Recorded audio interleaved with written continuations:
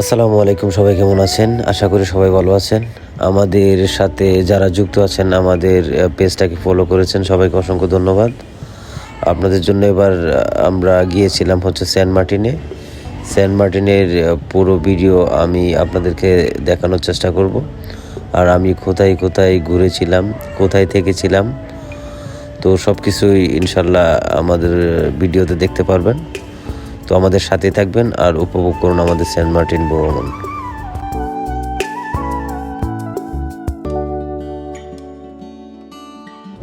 এবার আমরা গিয়েছিলাম হচ্ছে একটা ট্যুর গ্রুপের মাধ্যমে, যেটা হচ্ছে বাংলাদেশের একটা অন্যতম tour group, legend tour and travels. তো আমরা গিয়েছিলাম লিজেন্ড ট্যুর অ্যান্ড ট্রাভেলসের সাথে। তো আমরা 3 রাত 2 দিনের সেন্ট মার্টিন ট্যুরে গিয়েছিলাম। তো আমাদেরকে ওনারা আসলে নিয়ে গিয়েছিল হচ্ছে নন এসি বাসে। আমাদের আসা যাওয়া হচ্ছে আসা যাওয়া বাস ভাড়া, তারপরে হচ্ছে লঞ্চ টিকিট, আমাদের খাওয়া দাওয়া, তারপরে হচ্ছে ওইখানে স্টে করার হোটেলের যাবতীয় খরচ টোটাল মিলিয়ে পার পার্সন আমাদের পড়েছিল হচ্ছে 6,700 টাকা, টোটাল 7,000 টাকা। তো আমরা গিয়েছিলাম হচ্ছে কর্ণফুলী শিপে করে। তো আমরা ঢাকা সায়দাবাদ থেকে রওনা করি হচ্ছে রাত্রে 10:30টায়। তো আমরা সকালে গিয়ে পৌঁছাই হচ্ছে কক্সবাজারে ভোর 5টা বাজে। তো ওইখানে গিয়ে আমরা নাস্তা করে আমরা শিপে উঠে পড়ি 7টা বাজে, কারণ আমাদের শিপের টাইম ছিল হচ্ছে 8টায়। তো আমরা আসলে আমাদের টিকিট কাটা ছিল ল্যাভেন্ডারে। তো নিচে কর্ণফুলী শিপের একটা অংশ হচ্ছে ল্যাভেন্ডার, যেটা হচ্ছে আসলে নিচে শিপের একবারে নিচতলাতে। তো আমরা ব্যাগ ট্যাগ রাখি, আমাদের সিটের মধ্যে ব্যাগ ট্যাগ রেখে আমরা বাইরে চলে আসি আসলে সমুদ্রের সৌন্দর্য দেখার জন্য।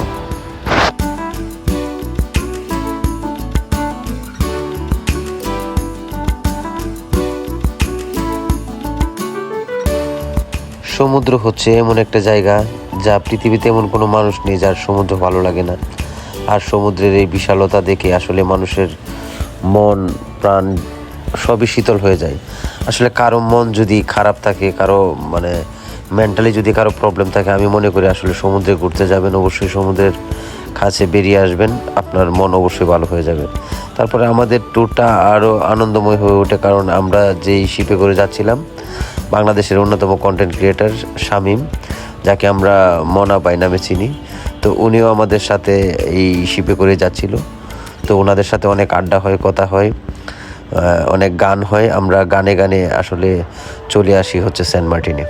তো আমরা বিকাল 2টা বাজে এসে সেন্ট মার্টিন পৌঁছাই। সেন্ট মার্টিন জেটি ঘাটে এসে পৌঁছায় আমাদের কর্ণফুলী শিপ। তো আমাদের শিপই সর্বপ্রথম আসলে সেন্ট মার্টিনে এসে পৌঁছায়। আমাদের পরে হচ্ছে বারো আউলিয়া আসে, তারপরে হচ্ছে কেয়ারি সিনবাদ আসে। তো আমরা শিপ থেকে নেমে, আমাদের হোটেল আগেই রিজার্ভ করা ছিল। তো আমরা নেমে চাটা খাই জেটি ঘাটে, চা খেয়ে তারপর আমরা চলে যাই আমাদের হোটেলে। হোটেলে গিয়ে আমরা ফ্রেশ ট্রেশ হয়ে বেরিয়ে পড়ি সমুদ্রে গোসল করার জন্য। সমুদ্রে গোসল শেষে আমরা চলে আসি আবার হোটেলে এসে আমরা খাওয়া দাওয়া করি, দুপুরের খাওয়া দাওয়া করি। খাওয়া দাওয়া শেষ করে আমরা আবার একটু রেস্ট করে বেরিয়ে পড়ি আসলে আমাদের চারপাশের সৌন্দর্যগুলো উপভোগ করার জন্য।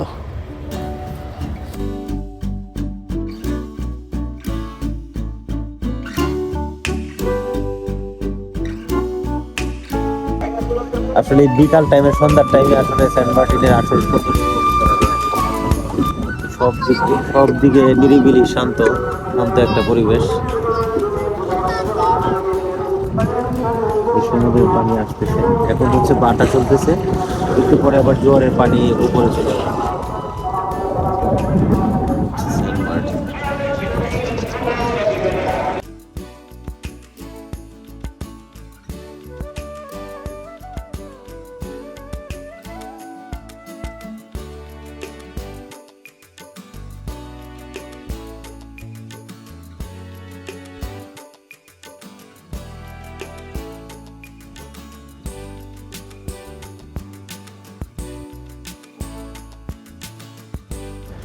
সারা বিকেল ঘোরাঘুরি শেষ করে আমরা আবার চলে আসি হোটেলে। আসলে আমাদের হোটেলটা অনেক সুন্দর ছিল।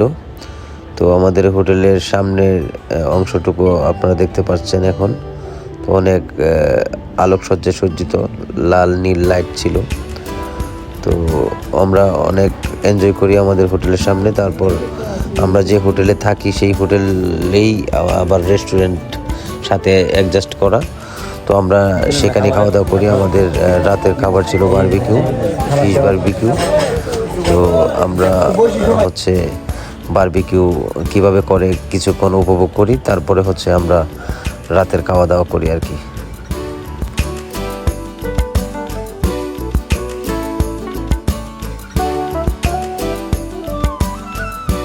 আমরা রাতের খাবার দাবার শেষ করে আমরা কিছুক্ষণ সমুদ্রের পাড়ে বসে আড্ডা দিই। তো আড্ডা শেষ করে আমরা ঘুমিয়ে পড়ি।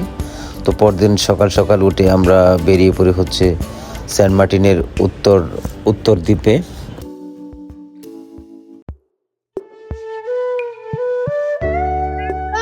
সব মিলে মার্শাল্লাহ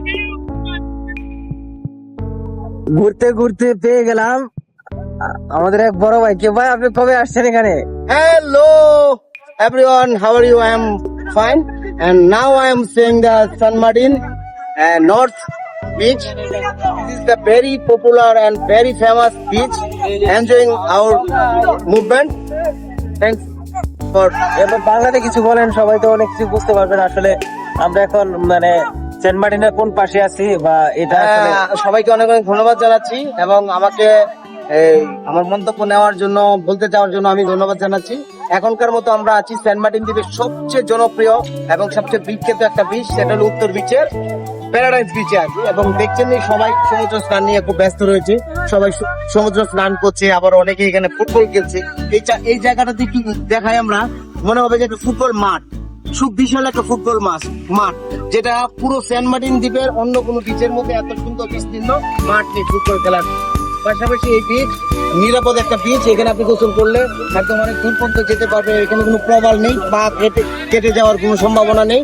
অনেক বিচ আছে দেখা যায় যে অনেক প্রবাল থাকে, না জেনে নামার পর পাটা কেটে যায়, তখন আহত হতে হয়। কিন্তু এই বিচটা খুবই নিরাপদ এবং স্বাচ্ছন্দ্যে সবাই এখানে গোসল করতে পারবেন। নীলাভ জলের সাথে আপনি মেতে উঠতে পারবেন, আপনি আপনার মতো সময় এনজয় করতে পারবেন এবং এইখানে আপনি আপনাদের মতো খেলাধুলা নিয়ে করতে পারেন। পাশেই কিন্তু এখানে বিচ কিটগুলা রয়েছে, চাইলে আপনারা ওইখানেও বসে বসে বিচ উপভোগ করতে পারবেন। ভাড়া নিয়ে এখানে আপনারা আপনাদের মতো সময় পার করতে পারবেন। তো এই আর কি। আচ্ছা ভাই, আমরা হচ্ছে এখান থেকে আমরা এখন গোসল টোসল করে রিসোর্টে যাব, গিয়ে রেস্ট টেস্ট করে বিকালে আমরা কোথায় যাব? আমরা বিকাল বেলাটা দেখবো, বিকালে দেখার জন্য এই সেন্ট মার্টিন বিচের সবচেয়ে চমৎকার যে আপনার দক্ষিণ বিচ আছে, দক্ষিণ পাড়া আছে, তারপর ওইখানে আছে গলাচিপা আছে। যদি এখন সারাদিন যেতে দিচ্ছে না, তারপরে আমরা যাওয়ার চেষ্টা করবো। এবং ওই পাশটাতে কিন্তু অনেকগুলো প্রিমিয়াম টাইপের রিসোর্ট রয়েছে, যেগুলো সবই মানে বিচ ভিউ, সেগুলো আপনাদেরকে দেখানোর চেষ্টা করবো। এবং অবশ্যই আপনারা আমাদের সাথে থাকবেন। Enjoy movement, travel with Omar.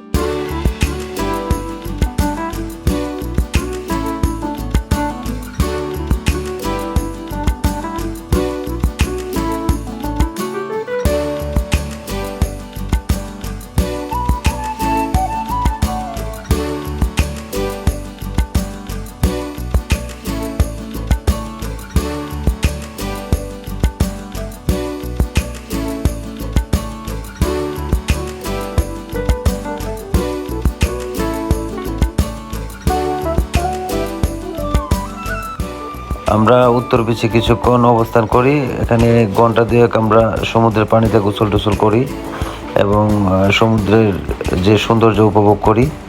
তো আমরা গোসল টোসল শেষ করে তারপর আমরা এখানে একটা বিখ্যাত হচ্ছে টক জাল আইসক্রিম, এটা হচ্ছে ট্রাই করি।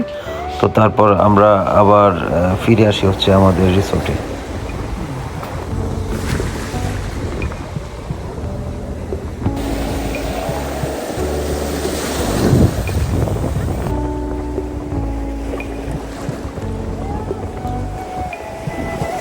পাশের জ্যোৎস্নালয় বিচ রিসোর্ট, এটা সাইরি ইকো রিসোর্ট, জানেন সেন্ট মার্টিনের খুব নাম করা একটা রিসোর্ট, সাইরি ইকো রিসোর্ট।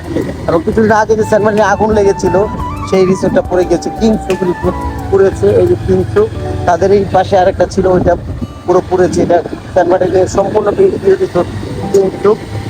এবং পাশেই এটা কিন্তু গলাচিপায় আছে। দুই দিক আমরা এখন এখানে আছি, সেটা দক্ষিণা হাওয়া, সেই বিখ্যাত দক্ষিণা হাওয়া।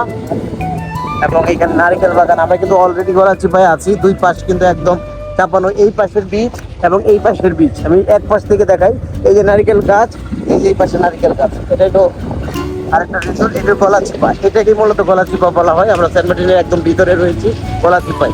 এটা বিখ্যাত ছিল রিসোর্ট সেন্ট মার্টিনের, একদম বিচের পারে। আমরা এখন পুরো গলাচিপাটার মধ্যে আছি। দুই পাশেই বীজ, মধ্যে অল্প একটু জায়গা সেটা রাস্তা, আর দুই পাশে সেন্ট মার্টিনের গলাচিপা, যেটা সাগর পাড় দেখছেন পাশে, এই যে সাগর পাড়, এই যে সাগর পাড়, এটা হলো মূল গলাচিপা। হ্যাঁ, এই যে সাগর পাড় দেখছেন, এরপরে এই যে এই পাশে দেখেন সাগর, অর্থাৎ মূল গলাচিপাটাই আছে। এটা এখানে দাঁড়া, এটা হলো সেই বিখ্যাত সূর্য স্নান রিসোর্ট, সেন্ট মার্টিনের অন্যতম মেরিন পার্ক রিসোর্ট। একটা পরিবেশ অধিদপ্তরের মেরিন পার্কে আমরা আছি। এবং মানে গলাচিপার মেইন জায়গাটা হলো মেরিন পার্ক, এই যে মূল গলাচিপা। আমরা একটু দেখাই। হ্যাঁ, এখন কিন্তু সর্বোচ্চ এখানে মানে 100 ফিট দূরত্ব, সাগর, দুই পাশে সাগর, 100 ফিট দূরত্ব আছে এখানে। এখানে এই যে ওই ডানে এবং বামে শুধুই সাগর, আর মধ্যে শুধু রাস্তাটা, বাকিটুকু দুই পাশেই সাগর।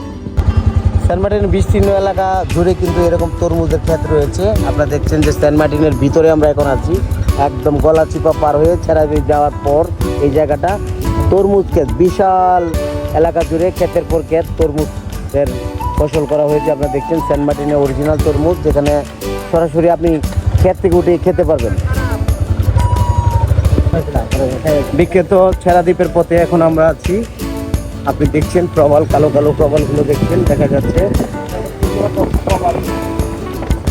প্রবালের মূল যে উৎস এই ছেড়া দ্বীপের ওই পাশটাতে। আমরা কিন্তু এখন এই পাশটাতে রয়েছি। এই পাশে দেখেন ঝাউবন আছে এখানে, হ্যাঁ, এবং পাশে হইল প্রবাল সমৃদ্ধ বীজ।